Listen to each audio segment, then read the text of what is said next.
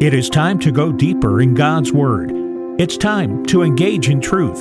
Here is Dr. Steve Ford and Pastor John Bornschein. Welcome back to Engage in Truth, a broadcast of Calvary Fellowship Fountain Valley, located in Colorado Springs, Colorado. I'm Steve Ford, your co-host for today's show.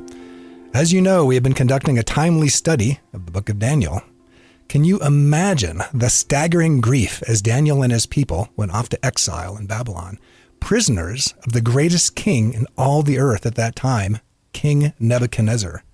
Well, today, with the help of our friend Joe Kaiser, we are going to delve into a particular type of grief, the death of a spouse. Joe is going to share his story with us, as well as provide some guidance in navigating this painful road. But first, here's Pastor John with a few words to get us started. Oh, thank you, Dr. Ford. It's always a pleasure to be with you, my friend. And yes, we have made our way finally through the end of chapter 2 of Daniel, which has taken us, roughly, half a year maybe so far? It feels like that because we've just spent so much time expositing the text and in the midst of that dealing with global affairs and issues, especially as they center around Israel. So we are continuing our study of the book of Daniel, but today, as you mentioned, we have to take a bit of a break while simultaneously honing in on a particular aspect of the nation of Israel in which they were going through a great deal of grief because they were under the discipline of God. That's right. And now we want to talk a little bit about grief because this affects us all. Whether it's today or tomorrow, it's going to happen. At some point, we are going to have to learn to navigate grief biblically, rightly, as we understand that sorrow, it can be totally consuming. And so the Bible gives us a guideline of how to handle some of life's most difficult journeys, especially when it comes to the loss of a loved one, the loss of family members, maybe even an identity that could have been wrapped up in a career. But specifically, I think some of the greatest grief we experience is when we lose a loved one like a spouse. And so, Dr. Ford, this is really going to be an opportunity for us to hear your story, along with a special guest that we have here in the studio, Joe Kaiser. And Joe is such a humble man. I'm going to speak for you for a moment here, Joe, just to say that you have been a part of our church fellowship for just over 3 years now. And in that time, I have learned so much more about you and your career in real estate and your teaching abilities, as you have taught many in the skill set of how to sell real estate and understand the market. But with those skills, you have also brought that into our church fellowship of how to understand some of the deeper things of God's holy word. You really have a gift of the Holy Spirit in that area, and you have shared your testimony with our congregation. You have now set the stage for a new ministry that we'll talk a little bit more about here today, especially as we navigate grief. And you are now, dare I say, still a newlywed, if I can add that. I am. Yeah, I am. And I'll be excited to hear you share a little bit about that as well. But Joe, I'm so excited to have you here on Engage in Truth. And I'm going to take the co-host role here today because what you and Dr. Ford have experienced together is something that really needs to be discussed in detail for our listener to understand what it's like to lose a spouse and how to handle that grief biblically, because we go to God's holy word where we find in Matthew chapter 5, verse 4, blessed are those who mourn, for they will be comforted. Or even Psalm 147:3, he heals the brokenhearted and binds up their wounds. So I believe it is by God's appointment that he has brought you, Joe, and Steve together in the studio to share a little bit about your journeys and how we, as the listening audience of Engage in Truth, will benefit from your journey from a biblical roadmap on how to navigate grief. So, Joe, welcome to Engage in Truth. Well, thank you very much, John. I appreciate it. And Dr. Ford, Steve, let me just refer you to that. Appreciate it. And I'm so very thankful to be here and to express some of my story, share that of the journey. And I am still on a journey. It never ends, and so true. I am, this began for me 3 years ago when I lost my wife of 40 years to a long-term illness. She had COPD, and in that time frame of her long-term illness, probably about 15, 20 years, that she was going through this long and cruel way to go. I ended up taking a step back from my real estate business and becoming a full-time caregiver for her for the last year and a half or so of her life. And that just, it changed everything. Even though we knew this was coming, this was in an event that we knew, we couldn't avoid. But there were issues that we were working out. Unfortunately, my wife was not a believer. And that was another issue that I had to deal with. And that was part of, we didn't have the perfect marriage. I don't know if there's one out there, but we certainly had our challenges on top of that because of that, difference in faith. And when she passed away, finally, and for the last 6 months, she was in hospice before she passed away, my world changed. I became absolutely frozen in like quicksand with cement shoes, couldn't hardly move, didn't know. I lost my identity. No longer was I a provider. No longer was I a husband. No longer was I a caregiver. I truly had lost my identity. And if it wasn't for Grief Share and other resources that I reached out to, I would not have been able to be here today to be able to talk about it and share my story. Now, I want to make clear that Grief Share is for loss of a spouse. It's loss of a loved one. It could be a sibling. It could be somebody that's a child. It could be someone that lost a very, very dear friend. What happens is when that loss occurs, sometimes past losses start trickling back up. And this is a way to manage that and to move forward. And that's really the key. Some of the terms people say, you'll get over it in time. That's not true. You never get over it. You just learn to live with it and you manage a way to move forward. And that's what we're going to be talking about here today. Yeah, I think you make a great point. Even, when we talk about the Kubler-Ross score and the 5 stages of grief, just because you've gone through one of those stages, don't think that you're not going to go through that stage again. Like I said, it's an ongoing process. And it could be something that happens, years and years later. I have a friend who's a Christian psychologist, and he was talking about the loss of his dad. He'd been very close to his dad, and it had been over 10 years since he had lost his dad. And he was just stopped at a light, and all of a sudden he started crying for no apparent reason. It's like, why am I just bawling here at this light? Right. But he still had some grief work to do. And, when it's time, and it doesn't always come at a convenient time. But it is important to just let that wound drain, whenever your body and your spirit and your mind tells you that that's what needs to take place. Yeah, and giving us ourselves the grace to be able to do that. So many times, one of the things I tried to do was, okay, I'm going to try to go back to work right away. I'm just going to get busy. That's a common thing, especially for men, I think. Let's just get busy. And I tried to do that, and I remember going to my manager in my office saying, okay, let's go ahead and put a class together that I've taught many, many, many times. I could do it with my eyes closed. And he said, okay. So I had that scheduled, and I had, the day came, I got up in the morning, got ready, got dressed, and went to the door, and I absolutely froze. I could not walk out that door. I ended up turning back, going into my bedroom, and just closing up. And my phone was ringing. They were trying to get a hold of me.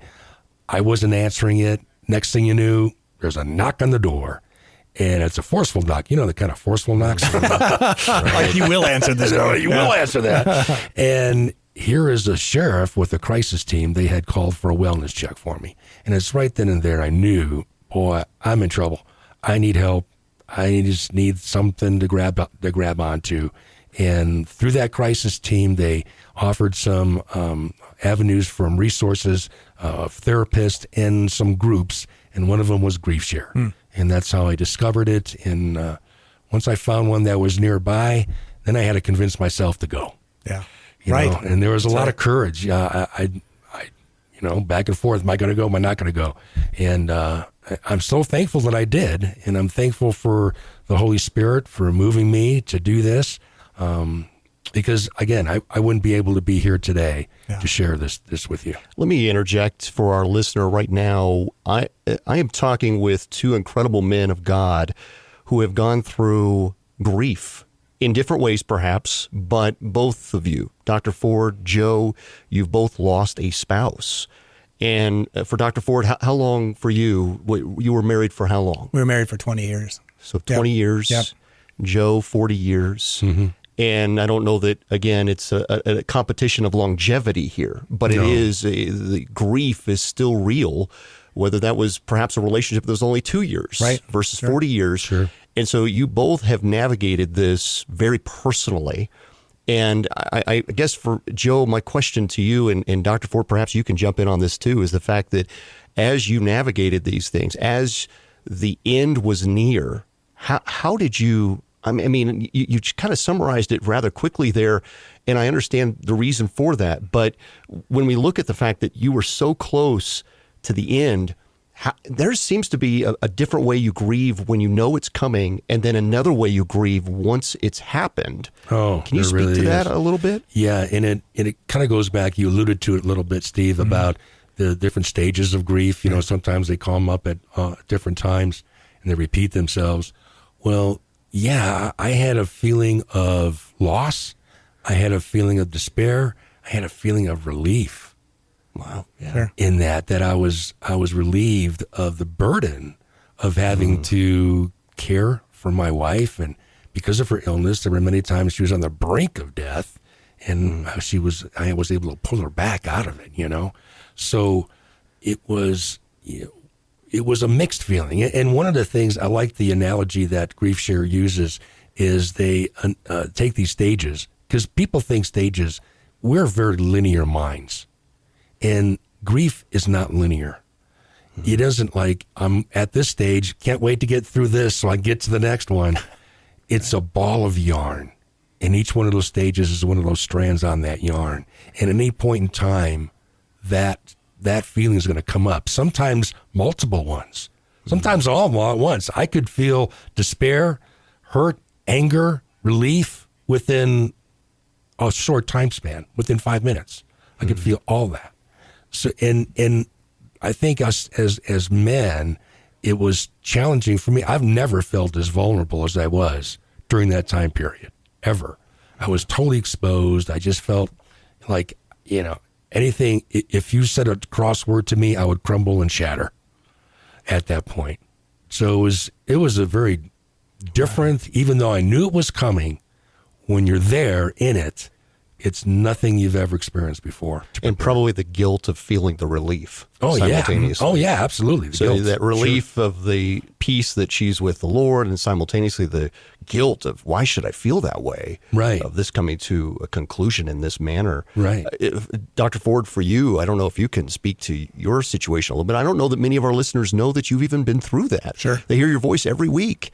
And to know perhaps now, wow, I can relate with Dr. Ford in that way. I didn't know that he had lost his wife. Yeah, our situations are sort of bookends because my situation is just sort of on the other end of the spectrum. It was 2012, and as far as we knew, everything was fine. I was at work.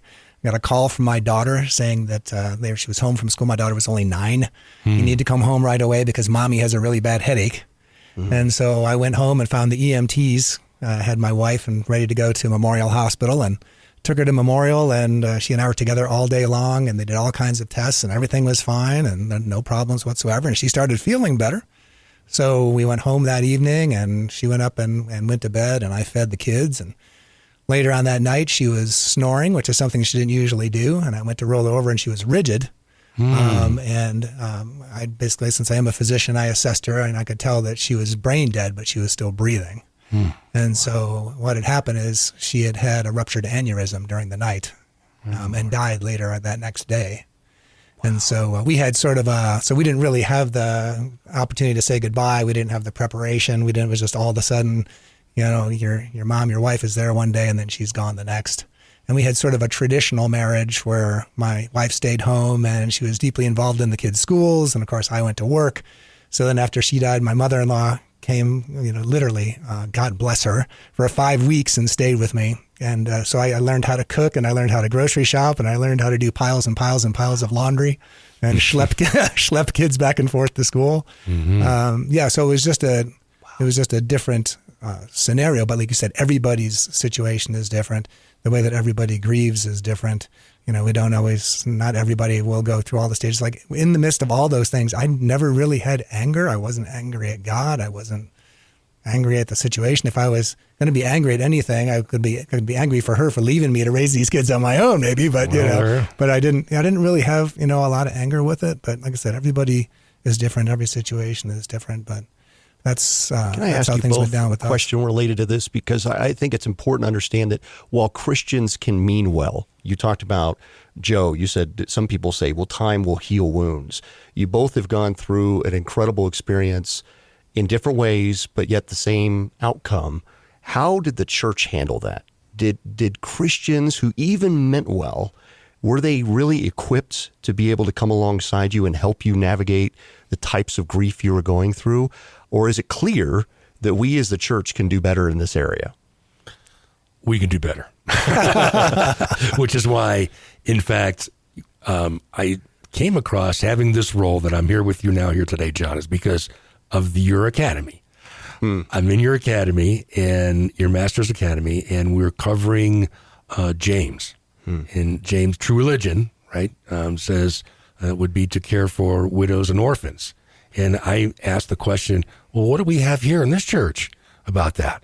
And someone said, well, yeah, we can talk. Do you have a few people we can talk to? I says, no.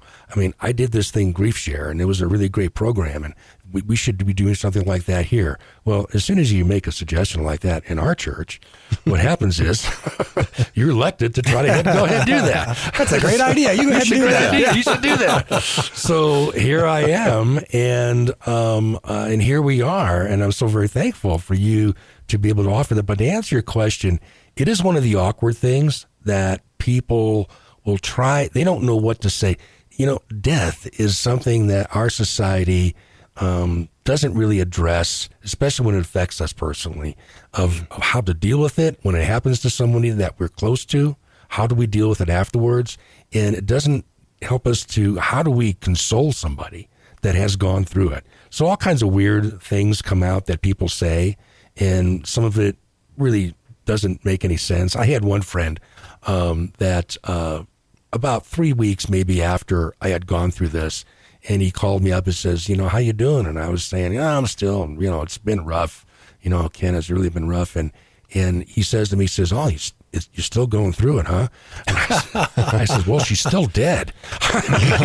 Right.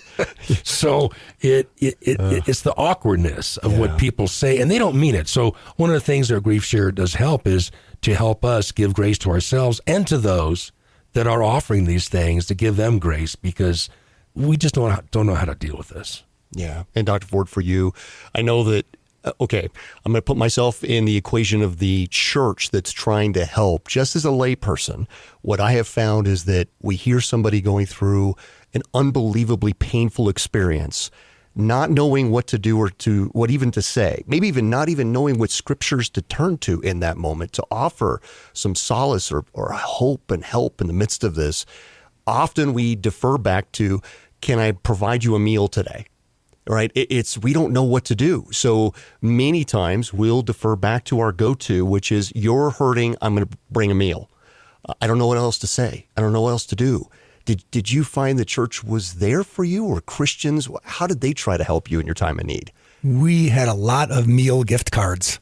So actually, but from my standpoint, because I was raising 3 small kids, it's like that was really, really welcome, and that was extremely helpful. So I was really happy about that. But there really wasn't much support from the church per se. I mean, I think one of the great tips I had from the pastor who performed Kim's memorial service is he turned me on to a book called The Grace Disguised by Jerry Sitzer. I'm not sure if you're familiar with that. Yes. Yeah, so Jerry Sitzer was a seminary professor who was hit head on by a drunk driver and lost his mother, his wife, and one of his daughters in the same accident. So 3 generations of his family. Wow. And then he still had some kids that were in the car that were okay. And so it sort of just details what happened during the next 3 years of their lives as they attempted to, figure out what things were going to look like now as they moved forward. So that book was definitely one of the better books that I found, one of the better recommendations that somebody made to us. But we had some people in the kids' school. We had a woman whose husband had died, and so that was also very helpful. Sometimes it's the people who have actually been through that experience. People are like you were saying, it's like, well, you're still dealing with that, or how do you describe what it's like to lose a spouse? I think the closest analogy I've heard is like to lose a limb, like to lose your right arm. Yes. Because you're still alive, but you have to find a different way of do things. You're maneuvering life in an entirely different way. To me, it was almost like in a video game where your character dies and you spawn a new character. There was a clear demarcation between life after and life. Now it's almost like COVID is with us now. Everything is referenced by COVID, before COVID and after COVID. Right. It was sort of life before the death and life after the death. Certainly, you begin to define your life that way, and certainly that is the case. And I think one of the things that most of us share, though, is whoever we've lost, there's a certain amount of hope that is lost with that. And I felt the loss of hope of a marriage that, was better than what it was. Again, as I mentioned, she wasn't a believer. I had hope that she'd come to Christ. We had that conflict within our marriage. That was gone.